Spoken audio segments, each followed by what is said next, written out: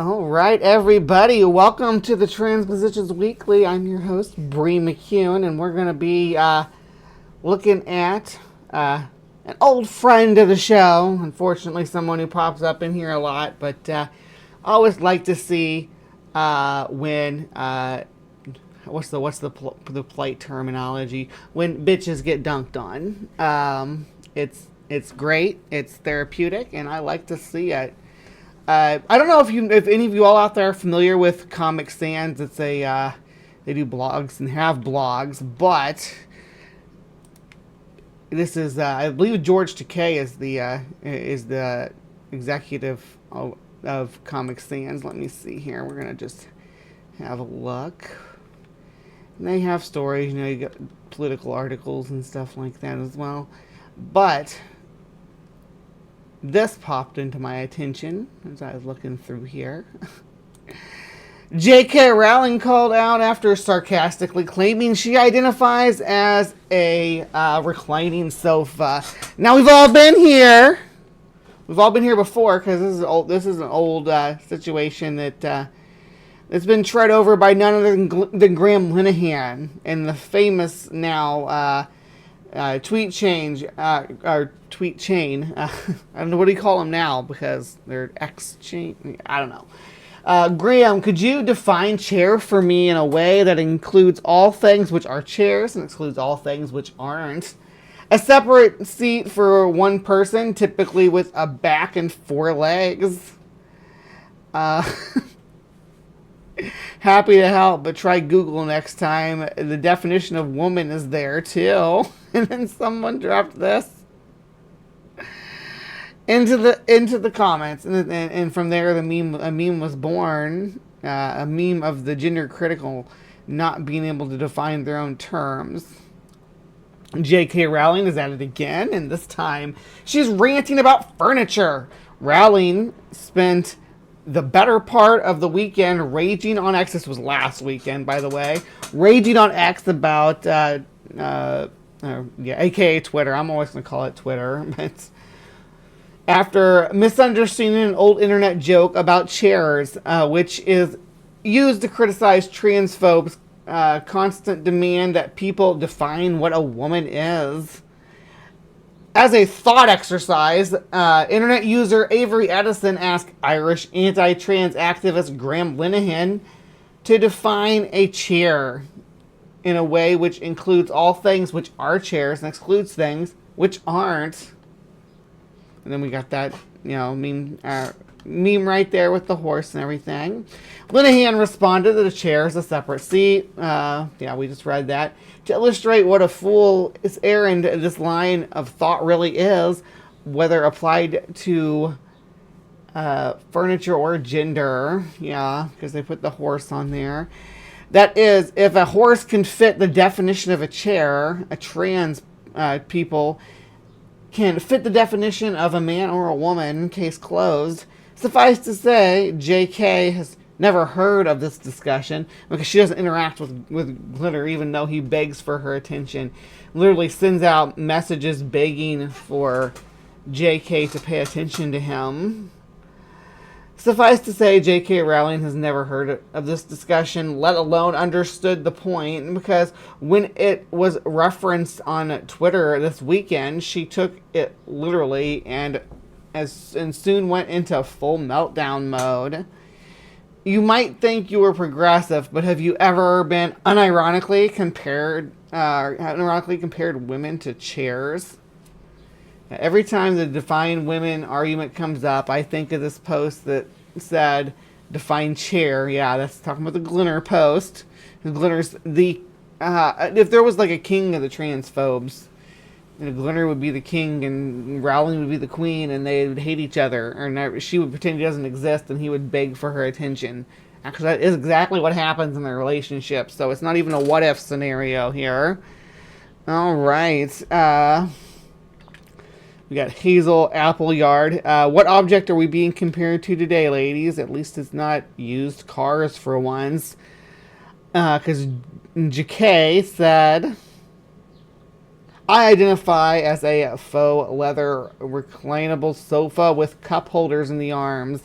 Yesterday, I was mistaken for a Chase lounge. I don't know, maybe is that the different way that they spell lounge that way over there in the UK? And in the US, there's a U. Is there a U over there in your word lounge, Spooky? Let me know in the side chat. That was bad enough, but then I managed to fit easily into the front seat of my car to film my meltdown video, which makes me feel even less like a real sofa. To one fellow online turf, she joked, I identify... Yeah, that's blah, blah, blah, mistaken for Chase.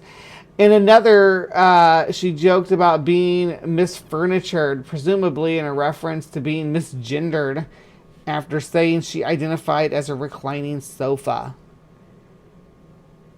Yeah, I identify as a reclining sofa. Stop furnituring me with the clappy hands. She's really doubling down on this. She's really burying her nose into it. Sink your teeth in, Joe. Embarrass yourself. Hilarious, perhaps, but only if the chair metaphor flew right over your head in the first place, as it clearly seemed to for Rowling, who, as a reminder, is a writer of such a preeminence, it has made her literally billions. Rowling immediately became an object of mockery on Twitter for somehow not understanding how metaphors work. Evan Love Wharf said she's not enough of a good writer to understand the concept of a metaphor. I would have said she's not a good enough writer, but I don't know. Proper grammar, that's the point, though. Yeah, this is a children's author. You might think you're a writer, but have you ever demonstrated on a complete lack of understanding how analogies work? Yes, Joanne, I did once in an exhibition about disability women in function. Is this a chair? If you can't sit on this object, it is still a chair. What makes it a chair? Are women because of their menstrual cycle? What of older women? Yeah, she has a three-legged chair, just to give an example. Let's see here. Rowling here is being typically dishonest and disingenuous, says Net Neutrality. The argument is, and Joanne knows this, that insisting on a rigid definition of things doesn't always work. It ignores all the nuance of our everyday language. At no point in this argument are women like chairs. So, yeah. She just doubles down every week. There's something new. I could just do this whole section could just be JK being problematic. How dare people make a comparison to explain things? Literally the worst form of misogyny.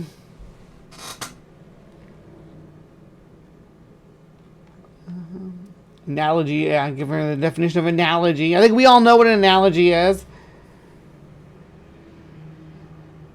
Diogenes once compared men to a plucked chicken's a man. I don't know what to tell you. It's quite literally a thought exercise. Just because you haven't exercised any rational thought in over a decade, you don't need to keep making it our problem. Others referenced Rowling's past Twitter controversies, like the time she insisted that transgender people were not the targeted during the Holocaust, which is absolutely categorically false. You might think you're progressive, but have you ever unironically denied the fact that the LGBT community was targeted during the Holocaust? Nothing like one of the greatest writers of our generation being unable to understand a basic analogy. Never change, Joanne. Never. All right. And this, of course, was brought to us, I'll repeat it again, by Peter Carlebi from Comic Sans. Go check out Comic Sans. Again, it's George Takei's baby. So Go have a look, and I hope you enjoyed just going through something a little bit more lighthearted.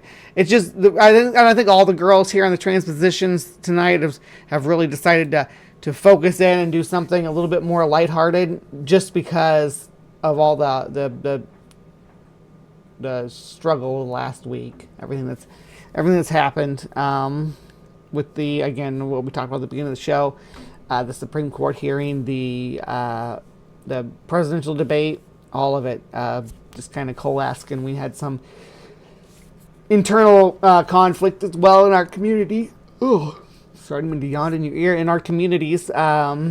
But I'm not going to drag that into the live stream. But it's been a rough week, so I thought I'd bring something funny. Hopefully, I don't know if you got a laugh out of it or not, but I always like watching JK get dragged by average people on Twitter. It brings a smile to my face. But thank you for joining me on the Transpositions Weekly.